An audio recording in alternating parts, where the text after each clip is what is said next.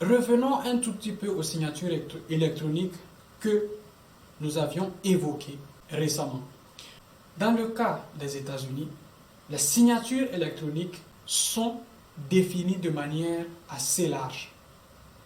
Qu'est-ce que cela signifie? Cela signifie tout simplement qu'une signature électronique issue d'un contrat intelligent, donc un hash, devrait être considérée comme suffisante pour établir l'identité ou les identités des parties. Pourquoi cette façon de voir les choses?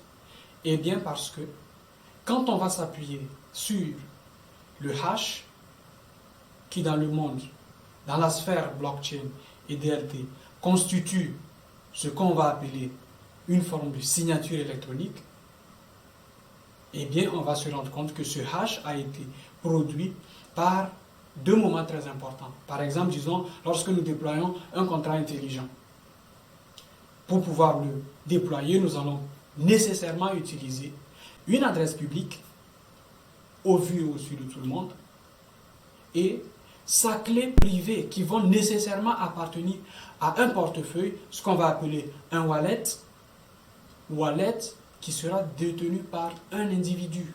Et donc, cet individu, en signant la transaction par sa clé privée, permettra au juge de dire avec précision que cette signature est valide.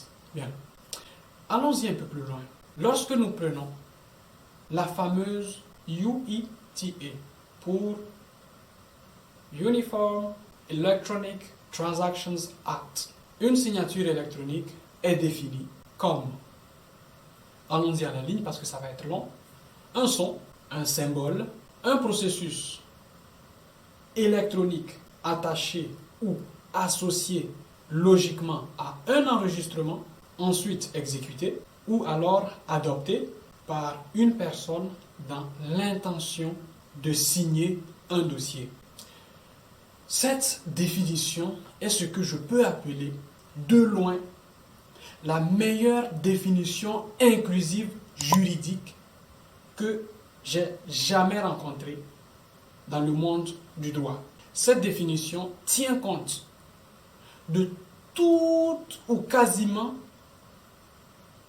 tout ce qu'on pourrait appeler spectre contractuel. Un son, c'est de l'oralité, droit coutumière des États du Sud, donc tchèque. C'est également un enregistrement, donc contrat sous un format écrit ou codifié, etc., etc.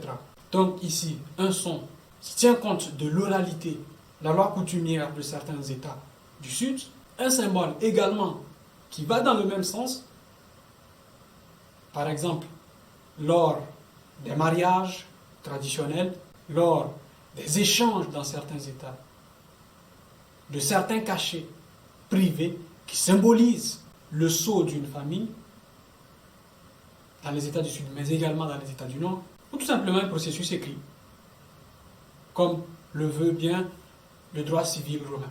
Bien.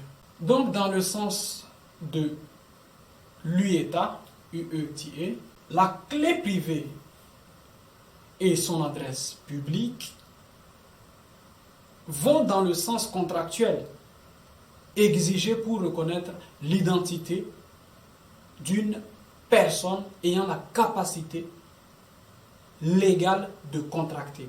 Donc tous ces différents éléments sont enregistrements, symboles, écrits, etc., constituent tous une signature. Donc, ont une nature légale, juridique, valable et viable. Donc, dans le cas des DLT, eh bien, cette clé privée et sa clé publique